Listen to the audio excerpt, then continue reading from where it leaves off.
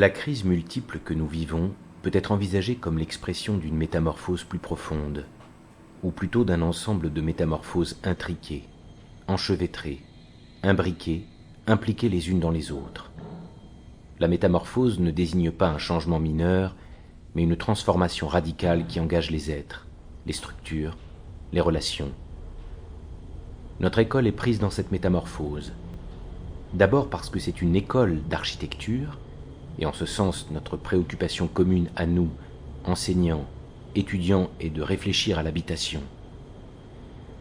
L'habitation non pas comme un programme parmi d'autres, un secteur de nos villes, mais l'habitation comme manière d'être, seul ou ensemble, avec d'autres, humains ou non humains, vivants ou morts.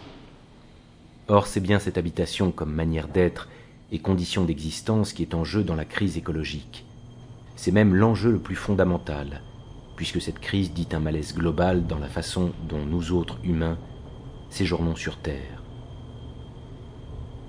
Du premier jour de la première année d'études au dernier jour de la dernière année, tout ce que nous faisons, disons, enseignons, notons, dessinons, pensons, tourne autour de cette question. Comment habiter ici et maintenant? Il y a des écoles de commerce, des écoles de voile, des écoles d'administration, des écoles du cirque, des écoles de cuisine, des écoles d'aviation. Toutes croisent cette question de l'habitation, mais seules les écoles d'architecture en font leur obsession. Ce qui se joue dans le monde aujourd'hui, cette difficulté à habiter en bonne intelligence avec le reste du monde, résonne dans les murs de notre école et nous engage à une métamorphose par laquelle nous devons tout à la fois rester nous-mêmes et nous transformer radicalement. Mais n'est-ce pas le propre de toute métamorphose que d'articuler finement conservation et changement? Pensons à la chenille, au papillon ou au cancrelat de Kafka.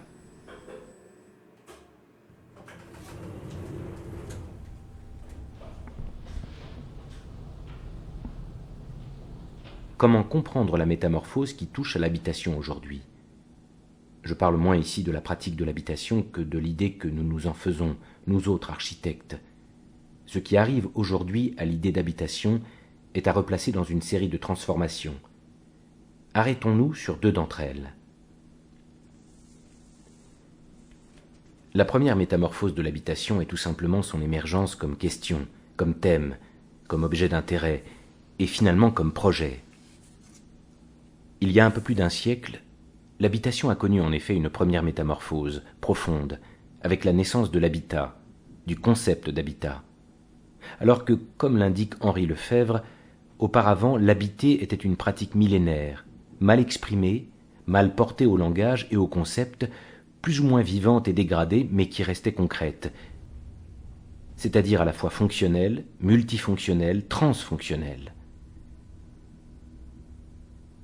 Alors donc qu'on habitait sans même y penser, et que les architectes portaient leur attention à d'autres domaines, à la vie publique, aux institutions, aux grandes demeures des édiles, cette question va se retrouver en quelques décennies au cœur de leurs préoccupations. C'était l'époque de l'habitat des masses humaines grossissant les grandes villes, du logement social, des modèles industriellement reproductibles destinés à satisfaire les besoins soi-disant fondamentaux de l'homme nouveau. C'était l'époque de la machine à habiter. Cette première métamorphose est donc celle de l'explicitation d'une pratique et de sa transformation en objet de connaissance. À cette époque, l'habitation a sans doute gagné en dignité aux yeux des politiques, des architectes et des urbanistes, mais elle a perdu en ampleur. Une fois thématisée, une fois devenue pensable, traitable, analysable, l'habitation des hommes s'est trouvée réduite à une activité, voire une fonction parmi d'autres. Travailler, se divertir, circuler. L'habiter, dans nos esprits d'alors, cessait d'être cette pratique latente qui désignait une manière d'être et qui se prolongeait dans tous les aspects de la vie, pour ne devenir qu'un moment de nos journées, se déployant dans l'espace circonscrit de nos logements.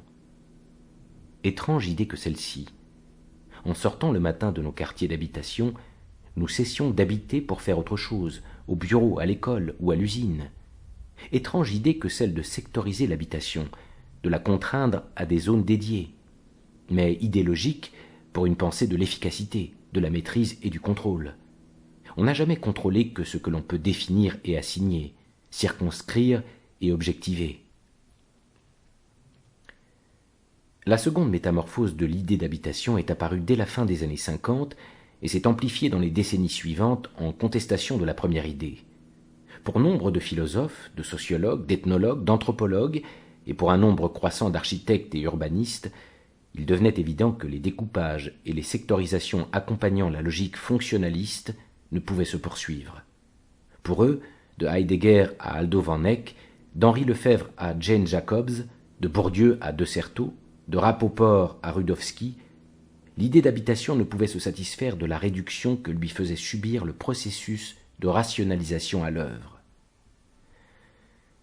Alors que battait son plein la reconstruction et les Trente Glorieuses, alors que s'appliquait concrètement la rationalisation de l'habitation, se faisait jour dans les marches des débats, des revues, des écoles d'architecture une profonde critique. On se tourne vers les sociétés vernaculaires et l'on met en tension la finesse de leur art de vivre face à la froide déshumanisation des environnements modernes. On se dit que les habitants n'ont pas attendu qu'on leur apprenne à habiter. On observe leurs pratiques et leurs détournements. On regarde comment ils inventent leur quotidien et l'on s'intéresse aux seuils, aux marges, aux interstices, à l'informel et à l'ambigu, au contre-espace. Cette seconde métamorphose, anthropologique, sociologique, restitue à l'habité sa puissance indomptable, son ampleur et sa richesse. Elle revendique son irréductibilité à tout système, à tout modèle. Elle fait de l'habitation la rencontre active d'individus engagés dans le monde selon leur habitus.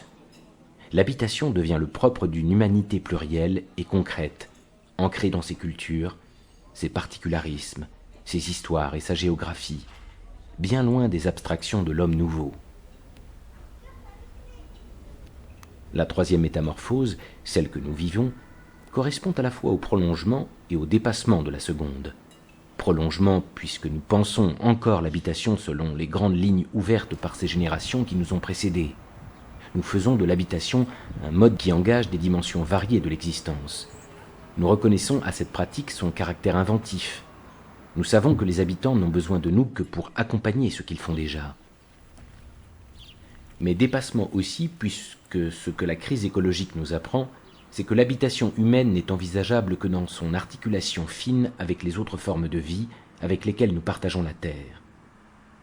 Le recentrement sur l'humanité de l'homme qu'avait opéré la seconde métamorphose, en restaurant une place à la culture, aux cultures, laissait pourtant dans l'ombre ce que ces cultures devaient à la nature. Ou plutôt, les acteurs de la seconde métamorphose, en plaidant pour la diversité culturelle des pratiques habitantes, n'ont que très peu touché à la frontière bien étanche qui, du moins dans nos représentations occidentales, mettait ces cultures à distance d'une nature apparaissant comme leur fond indifférencié. C'est sur ce point que se joue, à travers la crise que nous traversons, un ébranlement de l'idée d'habitation. Cette dernière ne semble désormais plus confinée au monde humain, ou plutôt, elle désigne aussi et surtout la relation que nous autres humains tissons avec nos cousins vivants, animaux, plantes, champignons, insectes, virus et bactéries. La crise contemporaine peut se comprendre comme un malaise dans l'habitation. Nous, architectes, avions cru qu'il nous revenait de rendre le monde humain habitable, et nous découvrons que son habitabilité ne dépend pas de nous, mais du tissage du vivant dont nous faisons partie. Adopter le point de vue des interdépendances, comme on appelle de ses voeux Baptiste Morisot, c'est ouvrir l'habitation au non-humain et donner une tâche à l'architecture, celle de préserver, de reconstituer, voire d'inventer des tissages vitaux au sein d'une communauté dont les humains font partie, sans en être les maîtres. Notre école était un sanatorium. Sa vocation était le soin des corps, et l'architecture était l'instrument de ce soin. Se pourrait-il que cette vocation se prolonge aujourd'hui ? Alors que la troisième métamorphose de l'habitation est déjà engagée, comment faire de ce lieu, tout droit sorti du fonctionnalisme moderne, un instrument au service des tissages et des interdépendances ? Peut-être déjà en pensant ce lieu comme un lieu d'habitation, non pas un lieu où l'on médite sur l'habitation, mais un lieu où l'on expérimente des modes d'habitation, de coexistence et de tissage. Mais nous sommes aussi pris dans la métamorphose parce que nous sommes une école. Dans cette école, comme dans toute école, il s'agit de transmettre. Mais transmettre quoi? De quel savoir sommes-nous enseignants, détenteurs? Cette question se pose dans les moments d'incertitude et de désorientation. Elle inquiète nos pratiques enseignantes. Elle touche notre culture, nos acquis, car cette culture n'est pas innocente dans l'état du monde et l'expérience douloureuse que nous partageons. Se repose une fois encore cette question de l'héritage. L'héritage comme question, comme problème. Les Grecs utilisaient pour leur école le mot « skolé » et lui conféraient un sens étrange au premier abord. Temps de loisirs, de repos. L'école s'ouvrait aux travaux de l'esprit par la suspension de l'agitation de l'activité quotidienne. L'osium antique est peut-être dépassé. Mais que nous invite aujourd'hui à suspendre une école? Que devons-nous mettre en repos? Et par cette suspension, à quoi devons-nous nous rendre disponibles dans ces temps incertains? À l'invention? À l'expérimentation? Au questionnement? À une forme d'attention différente? Si la crise que nous traversons nous plonge tous dans un épais brouillard, si nous devons admettre que l'avenir est bien incertain, quel sens indique la boussole de l'école?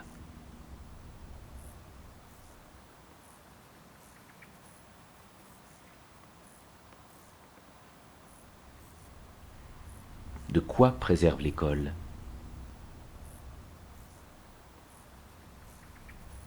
À quoi expose-t-elle?